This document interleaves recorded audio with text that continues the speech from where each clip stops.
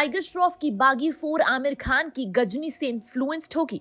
अब ये सुनकर थोड़ी हंसी जरूर आ जाएगी, बिकॉज बागी एंड गजनी का एक साथ नाम लेना थोड़ा अजीब तो लगता है, पर टाइगर की बागी हमेशा से ही टॉर्चर, इंस्पिरेशन एंड इन्फ्लुएंस के लिए पॉपुलर रही है। तो भाई बागी 4 में तो कुछ भी हो सकता है, पर फिर भी गजनी का ही नाम क्यों? मतलब कुछ भी। पर अब आप कहेंगे कि बागी 4 के डायरेक्टर हर्षा ने तो ये कहा है कि ये फिल्म किसी का रीमेक नहीं होगी, पर क्यों करें हम आप पे विश्वास और क्यों ऑडियंस माने? उन्हें तो पहले इस बात की हैरानी हो रही है कि साजिद नाडियाडवाला बागी फ्रेंचाइजी पर गिव अप क्यों नहीं कर रहे, एंड सेकेंडली ऑडियंस को स्ट्रांगली ऐसा लग रहा है कि बागी 4 किसी ना किसी फिल्म की इंस्पिरेशन, कॉपी या इन्फ्लुएंस जरूर दिखाई पड़ेगी।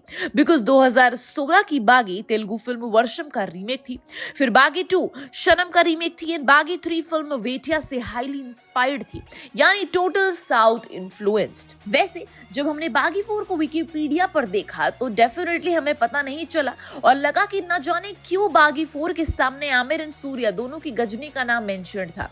अब विकिपीडिया पर तो काफी चीजें लिखी जाती हैं, पर उसे बदल दिया जाता है तो उस पर यकीन भी नहीं कर सकते। पर गजनी का नाम सुनने के बाद ना हमने थोड़ा सा सोचा, हमें ऐसा लगा कि ये लोग गजनी से इंस्पिरेशन क्यों लेंगे, वो कितनी पुरानी फिल्म है, मतलब कुछ भी। पर फिर हमने देखा कि सूर्या की फिल्म गजनी में 2 हीरोइंस थी, जिसमें लीड थी असन एंड दूसरे छोटे रोल में थी नयनतारा, जो सेकंड लीड हीरोइन थी। बट हाँ, वो मेन हीरो के लाइफ में बाद में एंट्री मारती हैं किसी पर्पस के कारण, और ऐसा ही आमिर की गजनी के साथ भी होता है। अब बागी 4 को आप देखोगे तो उसमें भी 2 हीरोइंस है, सोनम बाजवा एंड हरनाज संधू। वैसे ये दोनों भी तगड़े रोल्स कर सकती हैं, पर जैसे कि गजनी में दिखाया गया कि एक हीरोइन मर जाती है, रिवेंज ड्रामा शुरू हो जाता है, वैसे बागी 4 में भी पॉसिबल हो सकता है। बिकॉज टाइगर 2 हीरोइंस के साथ तो दिखाई नहीं दे सकते एक वक्त पे, तो मतलब कोई तो मर सकता है और फिर दूसरे की एंट्री होगी।